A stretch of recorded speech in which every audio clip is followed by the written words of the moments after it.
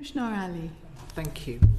So, Secretary of State, obviously the removal of the two-child policy cap is a huge step forward. It will remove 450,000 children out of poverty.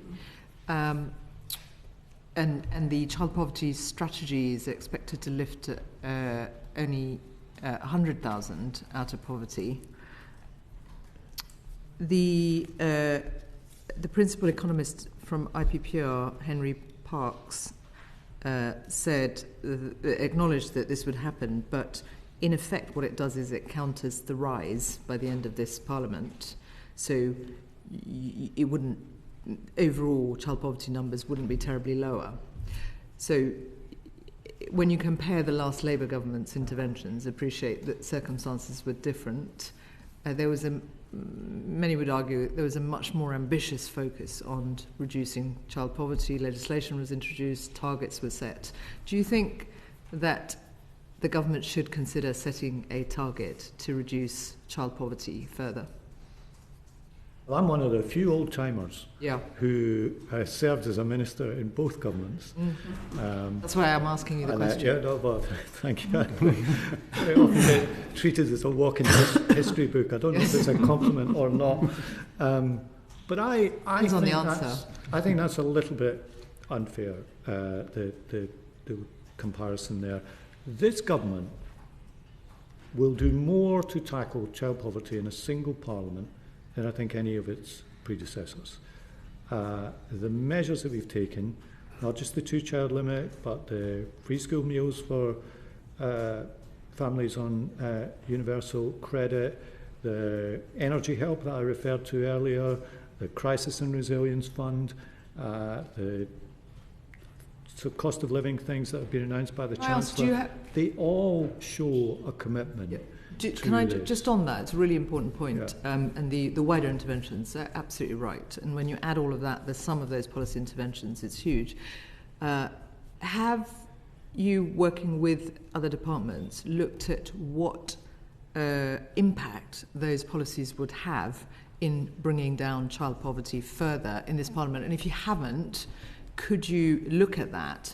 Because I think that would give us more confidence in looking at what policies could be, encouraged further.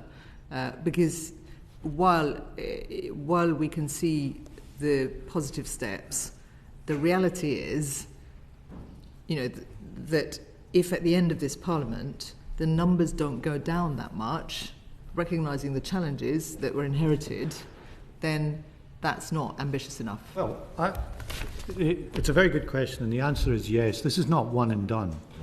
There is an ongoing cross-government effort. In fact, the interministerial group on this meets later today, jointly chaired by my colleague, the Minister for Employment and the Minister for Children.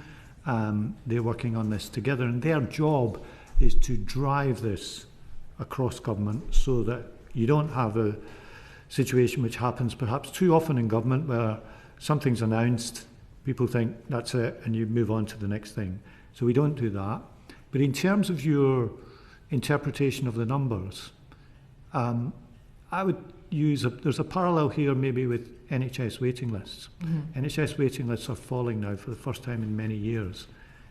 But the comparison isn't just to what you inherited, it's to what the trend was if you hadn't done anything. I think that's a really important thing when we judge the numbers, the success of this, and the political effort going into this. We did not inherit a static state, either on child poverty or on the NHS waiting list. We inherited an upward curve. We now, in both areas, have a downward curve.